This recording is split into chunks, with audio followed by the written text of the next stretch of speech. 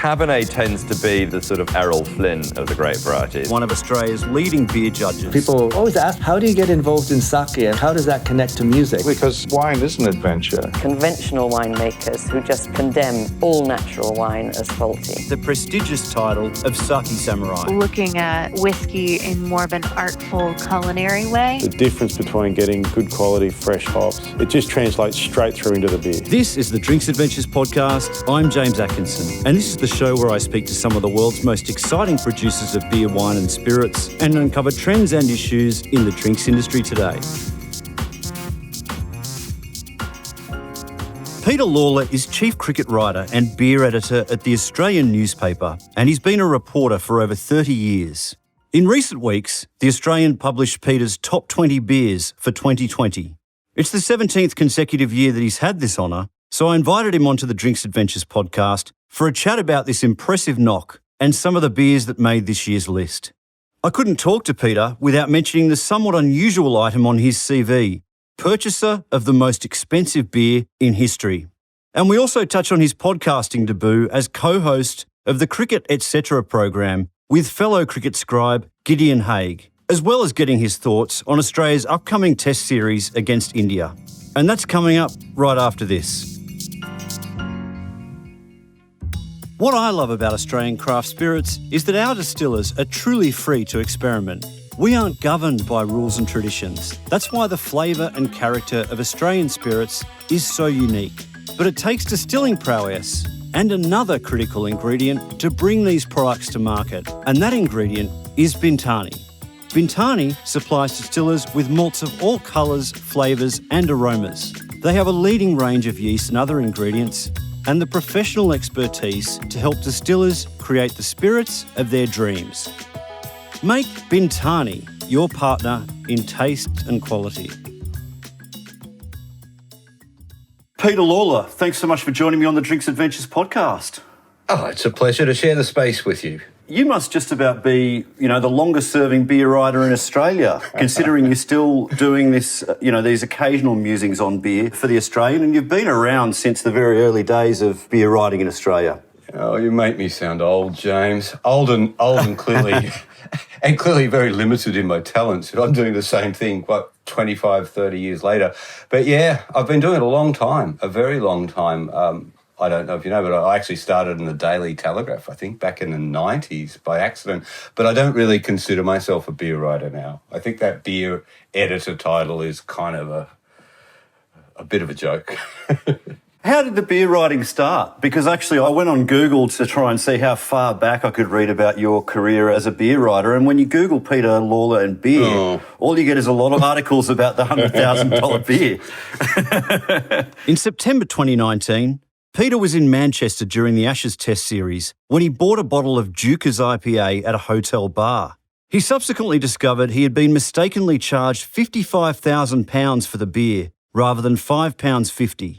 The incident made headlines globally. It was $101,000, but thanks for bringing that up. I think they'll probably put that on my grave one day.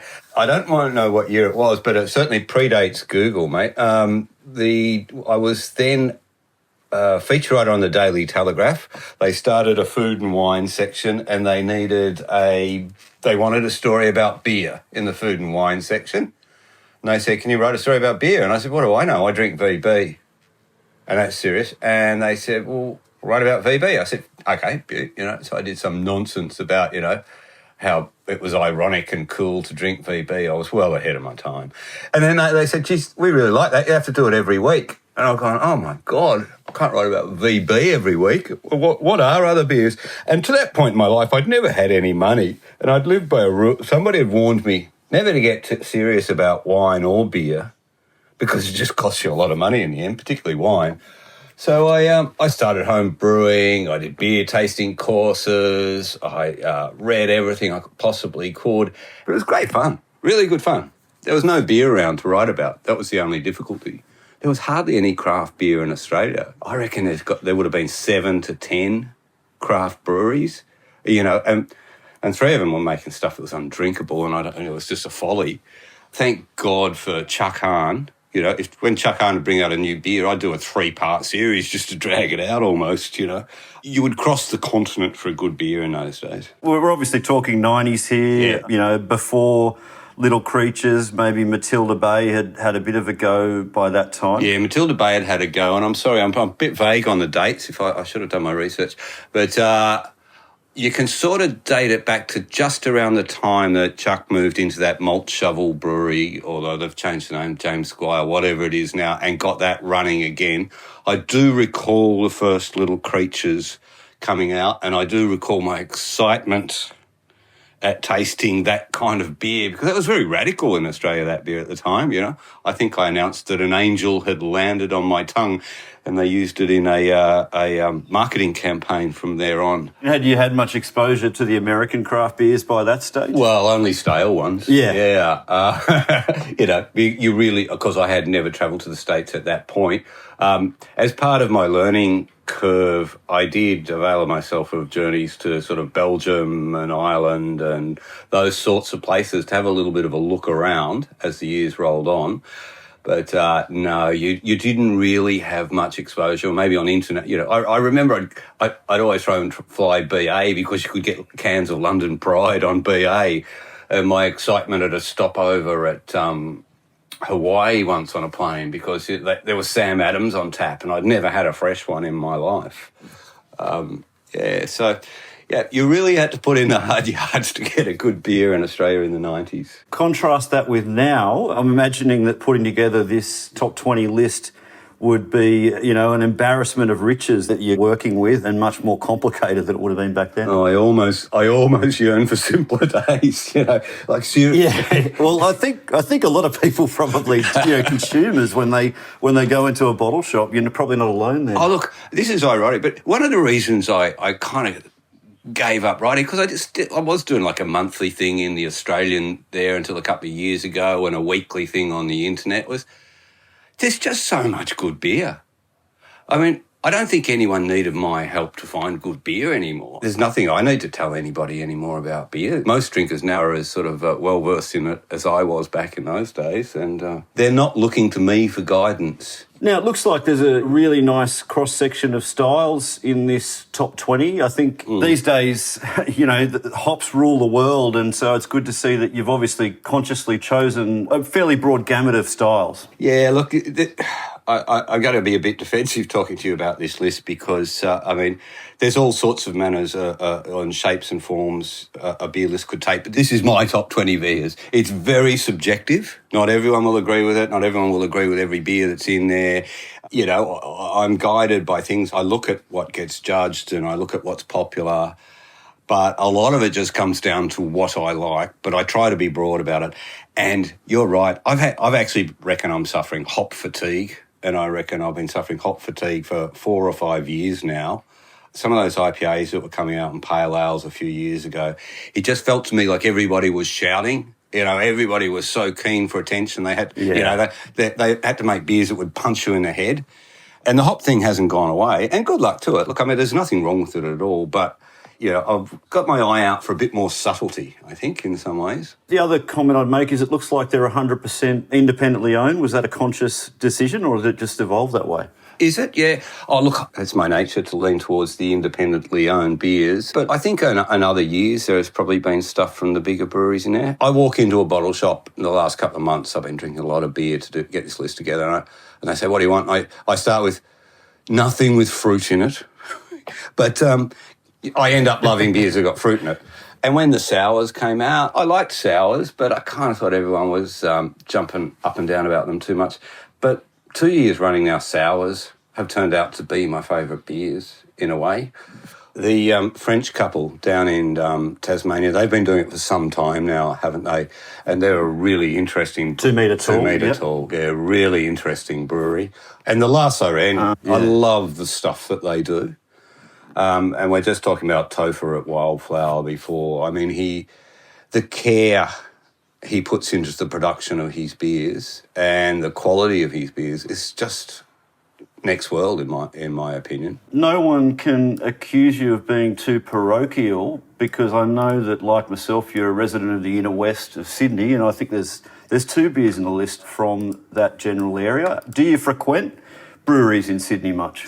Oh, look, yeah. Well, hey, not many of us have strayed that far from home lately, have we, James? It's been that kind of... Yeah. It's been that year where we're all back in the village, and thank God brewing has retreated to the village, and we're both blessed to live what is probably the craft brewing capital of the world. What do you reckon? We've got 11 breweries now within about walking distance? I think in terms of concentration of breweries in a small space, I don't know that I could think of another suburb in Australia that would quite match it. No, but yeah, I'm conscious of trying to be broader than that.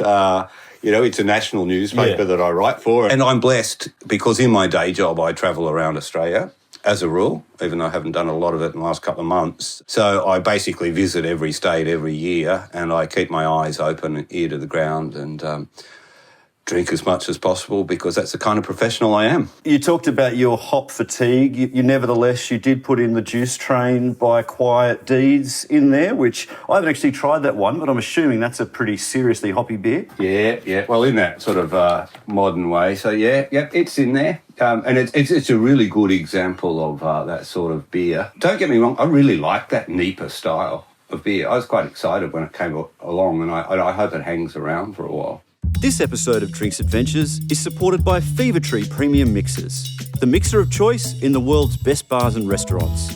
Right now, I'm enjoying Fever Tree's smoky ginger ale as the perfect accompaniment to some of my favourite bourbons and whiskies. The one beer that would have been a consistent throughout your career would be Cooper's Vintage Ale, and I can certainly confirm that this year's an absolute cracking vintage, as a winemaker would say. Is that a beer that you've followed fairly closely over the years? Well, it is a beer that I follow closely over the years. Coopers have a placeholder in my beer list because I think we should all genuflect before Coopers. It is the great-grandfather of Australian craft brewing. And I'll flip the pale in some years and I flip the sparkling in other years, and sometimes I flip the stout in. But I did think that this year's vintage was probably one of my favourite ones that I've had for some time. Strangely enough, I like it fresh. I'm with you. Yeah. The more I've got to know about beer, the more I've thought it's a bit of an odd one, this idea of cellaring a beer where the hop character's going to be lost within a matter of months, if not a year or something like that. Now, tell me about the Slow Lane Old Russet, because Slow Lane's a recent start-up in Sydney. I think they're based in Botany, and I haven't tried any of their beers yet. I don't know too much about them. Yeah, I just came across that one at a little bottle shop. It's very much in that sort of Belgian style, with the candy syrup in it and the Abbey yeast and those sorts of, I guess they're fig-type flavours, the dried fruit flavours, the raisins perhaps. Got a touch of sour to it, and that's a lovely beer. And I look forward to getting your feedback on it. A brewery I'm familiar with, but I haven't actually tried this particular beer, is Badlands out of Orange. That sounds like it's a bloody good Pilsner. Yeah. To brew a Pilsner, it takes great skill to brew a really good Pilsner. And not many people do it properly, but this one, while it's calling itself a New World Pilsner, has a lot of old world notes to it. I was really impressed by it. I don't think they're a very big brewery, so I've only came across it in a sort of 3-week period, so I haven't tried it across a few months. But I think it's an absolutely beautiful beer. And maybe a couple of beers that people might like to enjoy while they're watching the test this summer. What would be your selections there? Oh, while you're watching cricket? Well, yeah, because I'm getting long in the tooth, I'm looking at things that are a bit lower alcohol. And the Prancing Pony Stage Roadie, Prancing Pony out of Adelaide, or just outside of Adelaide, aren't they? Fantastic little brewery. I think this one comes in at about 3.4%. So it's a mid-strength. I like that craft brewers are starting to look in that range. I like most of the things that come out of that brewery. Oh, good stuff. I'll look out for it. And now, while I've got you here, you and your cricket writing colleague Gideon Haigh have done something that's extremely unusual in 2020, which is start a podcast. Maybe you could just tell us about this new venture. Oh, dear. Yes. We were in England last year and we're forever on other people's podcasts. And, we just wander around the world talking about beer and music and books because Gideon and I are like brothers. And so I said to him, look, mate, we might as well just join this podcast phenomenon. And everyone else is. And it came up at work and we said, yeah, we just want to do this, humble, indie, Gideon and I, talking about cricket and talking about obscure music, and it's going to be a total indulgence. And if people like it, they like it. But of course, now it's become it's box office because work are marketing it to sell their new app or something, the Australian app, which is great. They've thrown all their sort of energy behind it, but there's all this pressure now on Gideon and I to be sparkling and wonderful and popular. So if you're listening to this, can you go over there and subscribe or something? I'm going to lose my job, I think, or miss out on my Christmas bonus again. But no, it's great because, I'm blessed to work with Gideon Haigh. I suppose most of your listeners might know who he is, but he's not just a cricket writer. I mean, this guy's written nearly 40 books on almost every subject under the sun, from, mining to the office space to abortion and true crime. One of the smartest guys I know. I sort of say writing cricket alongside Gideon is kind of like batting with Bradman. You know your place. You just know the bloke up the other end's 5 times better than you. Hopefully some people will listen to the podcast and keep my boss happy. Well, I've just subscribed, and hopefully some more of my listeners will do as well. How does this summer look like for you two guys as cricket writers? Because there's been, I imagine, a lot of uncertainty about where you'll be and when and what kind of summer of cricket we're going to have in Australia. Yeah, look, I'm feeling pretty optimistic about it. I haven't been too concerned about how it would play out. I'm pretty confident that we will be travelling around the country with the test team. So, we'll be over in Adelaide early next month. I'm just booking my tickets now to go to Adelaide and watch that one.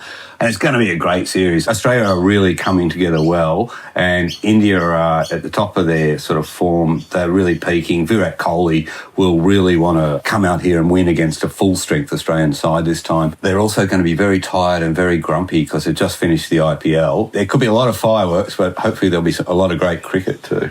Because they did roll us 2 years ago when they came out here, but to say that we were weakened is probably a bit of an understatement. Yeah, we didn't have Warner, we didn't have Smith, and that bloke Labuschagne wasn't quite the batsman he is now.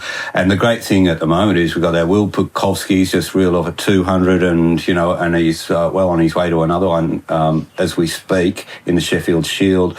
Cameron Green, who's got 197 the other day and is being anointed as the next Jesus by Greg Chappell. Australian cricket's looking really strong at the moment, so it should be a very entertaining series. Well, Peter, thanks so much for taking the time to chat with us today about beer and cricket, and best of luck for a great summer of cricket. Thanks for indulging me. A quick postscript to this interview, which was recorded a few weeks ago. India has since announced Captain Virat Kohli will face Australia in only one test this summer before he returns home for the birth of his first child. And Peter tweeted in response to this news that he was suddenly not so excited about the summer. Virat is doing the right thing, but it's a body blow to the Border Gavaskar series. You can find the list of Peter Lawler's top 20 beers in the show notes and online at the Drinks Adventures website, drinksadventures.com.au. The Drinks Adventures podcast is produced by me, James Atkinson, with additional production and mixing by Dave Robertson. You can find complete transcripts, links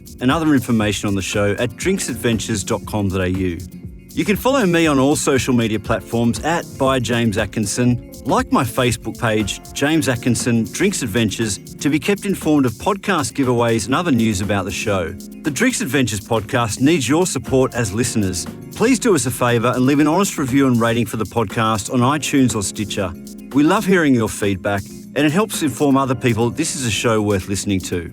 Or simply drop us a line at hello@drinksadventures.com.au.